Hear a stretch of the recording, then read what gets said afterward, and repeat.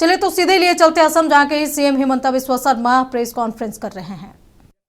हो सकता था आम वासियों ने पूरा डील खोल के हमें दे दिया और इसमें कुछ इफ और बात नहीं रखा। प्रधानमंत्री जी ने जो सेवा किया असम को, पहला बार कोई प्रधानमंत्री जो देश का मेन स्ट्रीम में असम को और नॉर्थ ईस्ट को ले जाने का प्रयास किए थे।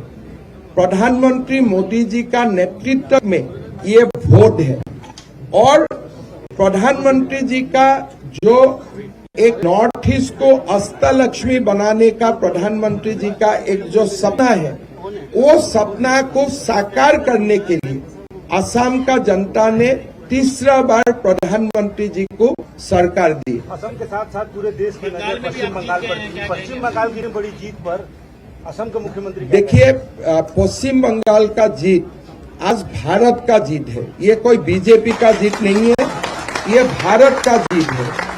भारत और बांग्लादेश सीमा असुरक्षित रहने का कारण हमारे डेमोग्राफी से लेकर सिक्योरिटी तक एक बहुत बड़ा चैलेंज हुए थे।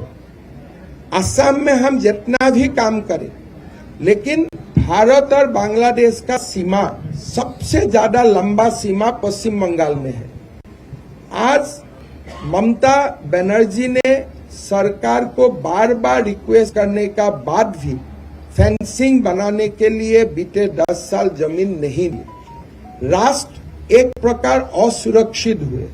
सेकेंड नेक भी वेस्ट बंगाल में ही है। आज ये जो जीत है, ये जरूर बीजेपी का जीत है, लेकिन मैं मानता हूं ये बीजेपी का जीत कम और भारत का जीत सबसे ज्यादा। ये देश का विजय हुआ आज पश्चिम बंगाल में, ये देश का विजय है। और मेरा लगता है कि पश्चिम बंगाल का जनता ने हमारे देश का सुरक्षा के लिए ये वोट डाले, मोदी जी का नेतृत्व में वोट डाले।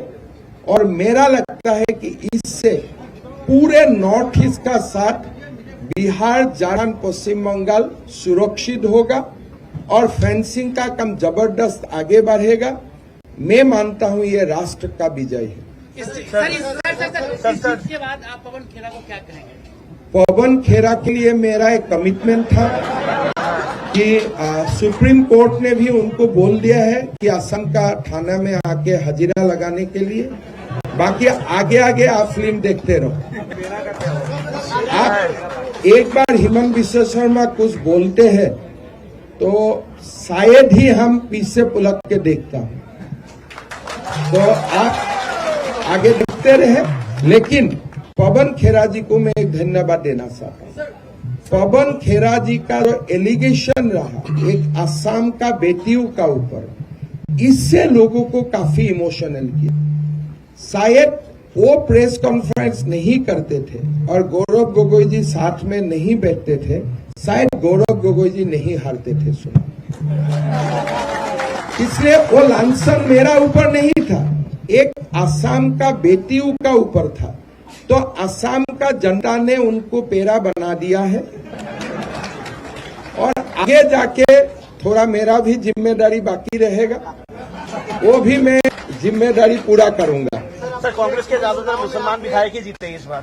कांग्रेस का सारा विधायक अनफॉर्चुनेटली कांग्रेस का शायद कितना विधायक जीते हैं दिखा रखा है, तो 22 में 21 का धर्म इस्लाम है, एक का धर्म हिंदू है।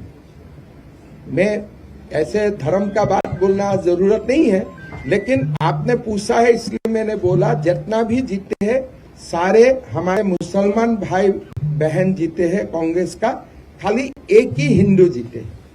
और उसमें और एक आप लोग को खबर देना मेरा ड्यूटी है। 2016 में बीजेपी का सरकार हुआ, 21 में रिपीट हुए। बीजेपी का कभी अपने मेजोरिटी नहीं था। इस बार बीजेपी अपना खुद का मेजोरिटी मिले हैं, 80 से ज्यादा सीटें जीते। सर, आपने जो कहा वही हो गया। 100 पार असम में, बंगाल में भी 200 पार। देखिए, हम जो बोलता हूँ वो तो हम नहीं बोलते हो, माँ कामाख्या किसी से बोलवा देते हैं। असम में माँ कामाख्या होते हैं। मैं तो कोई सोच के नहीं बताया था।